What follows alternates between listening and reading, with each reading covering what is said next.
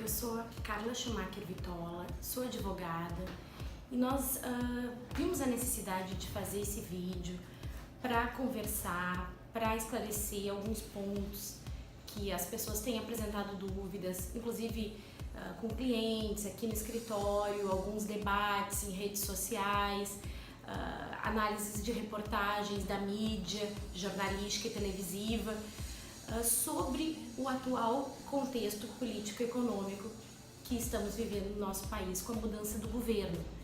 Então, a gente verifica que houve uma mudança de pensamento, uma mudança ideológica, né? E essa mudança, ela trouxe um conceito, né, de austeridade, com as medidas, com os investimentos sociais, né? Essa austeridade é colocada para nós como algo passageiro, porque vivemos uma crise e que se nós tivermos resiliência e que se as medidas estruturais forem implementadas, como foi dito em relação à reforma trabalhista, que iria trazer o pleno emprego. A gente viu que por enquanto isso não se confirmou e agora é nos colocado que a reforma da Previdência vai trazer um crescimento econômico. E então as pessoas, elas começam a ver que o Estado não está conseguindo atender as demandas sociais, elas começam a ficarem desencantadas com esse establishment que está aí e que não atende às demandas e começam a acreditar que talvez esse seja o caminho para o crescimento econômico e que então esse período de dificuldade, de austeridade, de limite nos gastos sociais com saúde, com educação, como veio com a emenda constitucional 95, que isso vai acabar, isso é passageiro. E na verdade, o que a gente tem hoje é uma crise, um sistema, uma financiarização do sistema político.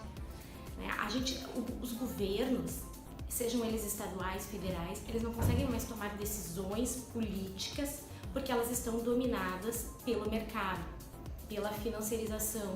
E por isso a gente vê com muita preocupação a recente notícia desse mês de que o governo não irá mais regular o Banco Central, em que pese essa regulação, ela existia formalmente, mas o banco atuava sem uma regulação que agora formalmente foi retirada, né? Então, a gente vê que isso propicia um maior fluxo de capitais sem regulação, aumenta a especulação, aumenta a concentração de renda que já é muito grande no Brasil e em outros países também.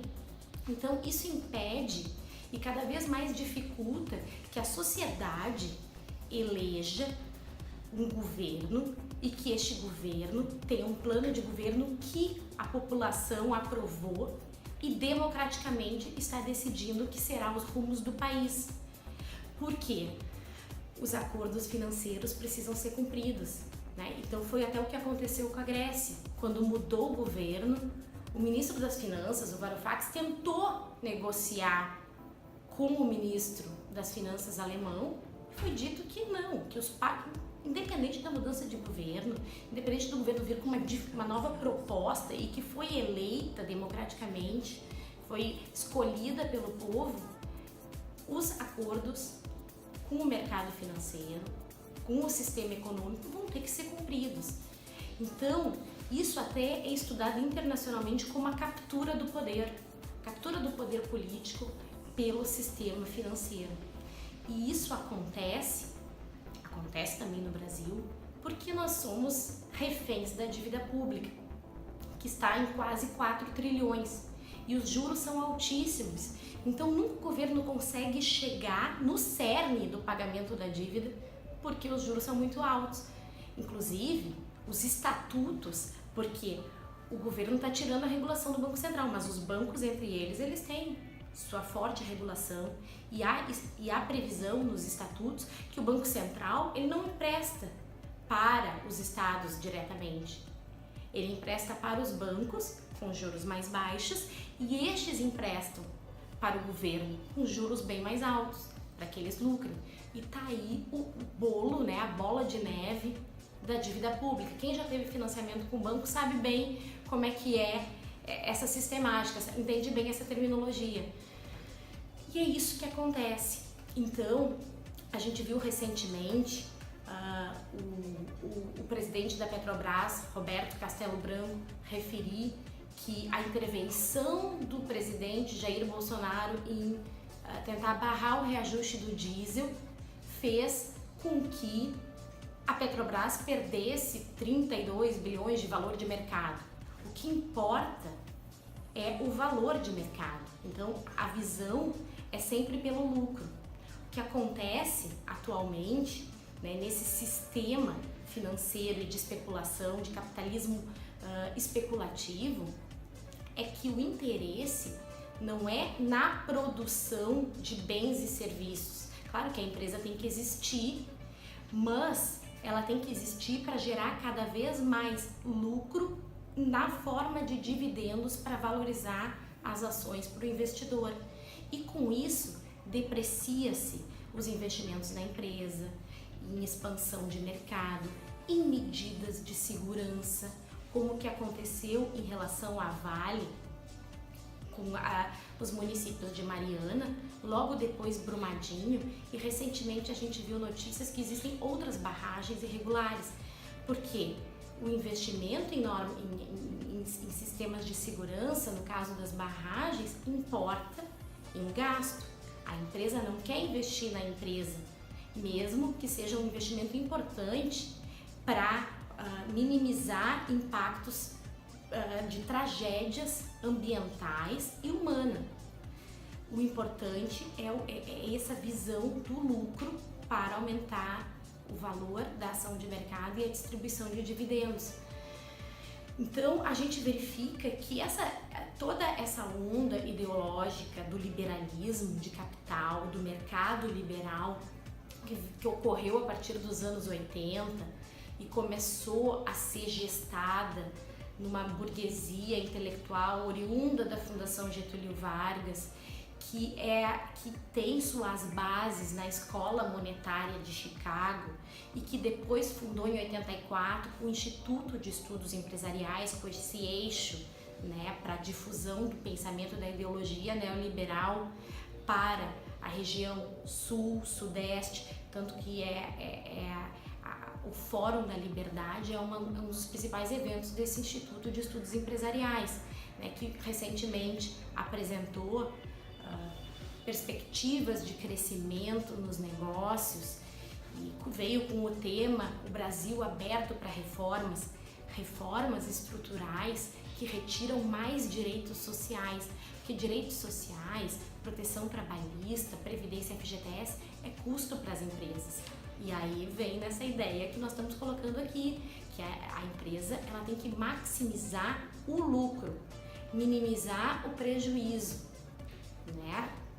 Investimentos com mão de obra, investimentos com direitos trabalhistas, com direitos sociais, com todo esse sistema de proteção contra tragédias ambientais, tragédias humanas, investimentos.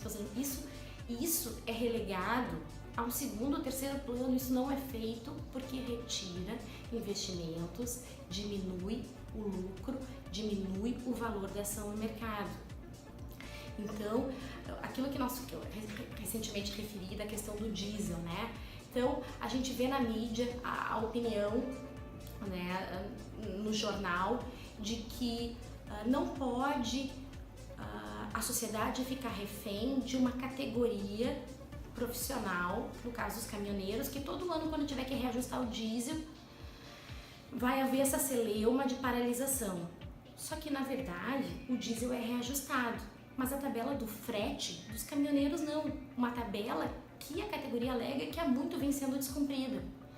E isso coloca o profissional numa situação insustentável, né, para a sua subsistência, para fazer as manutenções necessárias no caminhão, né, para que não haja risco de acidentes para o caminhoneiro e para a sociedade, para as demais pessoas que trafegam nas estradas. além de que ele tem que trabalhar cada vez mais para conseguir receber mais, e a gente viu recentemente na mídia que eles acabam se drogando, isso causa acidentes. Então, há todo um reflexo na sociedade dessa fúria pelo lucro cada vez maior. E aí a mídia diz, não se pode ficar refém de uma categoria, e tudo isso se dá em razão da farra de crédito que ocorreu no governo anterior. Não estou falando aqui de partido, estou só reproduzindo o que foi dito no jornal, lá pelo dia 17 ou 19, na opinião da empresa jornalística, da mídia. Tá? Então, essa questão, o que acontece é que o governo vem e aí propõe negociar. Mas a questão de reajustar a tabela do frete foi dito expressamente que está fora de questão. E aí negocia dando o quê? Linha de crédito. Linha de crédito para os caminhoneiros, que foi criticado. Então, essa questão a gente tem que ver e analisar de maneira muito crítica, né? E para entender que há toda uma dominação, há uma elite dominante, que são os bancos, são os fundos de investimento, as seguradoras, os fundos de pensão privada, os grupos empresariais das grandes empresas. Então, esse crescimento econômico interessa a esse grupo, né, que exerce um forte domínio sobre o poder político, poder judiciário, tá? Então, isso traz enormes prejuízos e precarização dos direitos sociais, como também vimos na mídia, outra medida antissocial, o não reajuste do salário mínimo. Então, cada vez mais há um empobrecimento da classe média e maior ainda da classe pobre, com uma concentração de renda cada vez maior na mão dessa elite dominante, né? Os donos do poder, se pudermos chamar assim. Então, não se trata mais de capitalismo e comunismo, nós estamos mais na Guerra Fria. Agora, a disputa é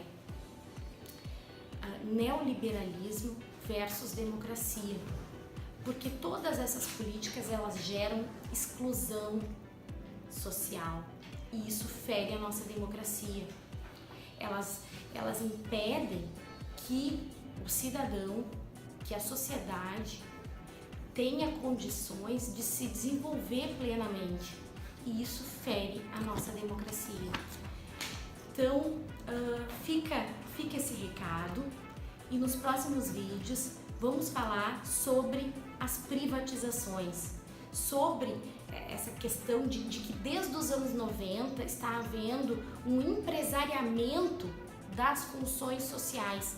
Isso começou muito forte nos anos 90, e nós vamos então tratar e vamos verificar que nós estamos na contramão da Alemanha, dos Estados Unidos, da França, que estão reestatizando os serviços, porque o serviço pela iniciativa privada ficou muito caro, porque não dá acessibilidade social. Vamos verificar no próximo vídeo. Foi um prazer ter estado com vocês. Até o próximo vídeo.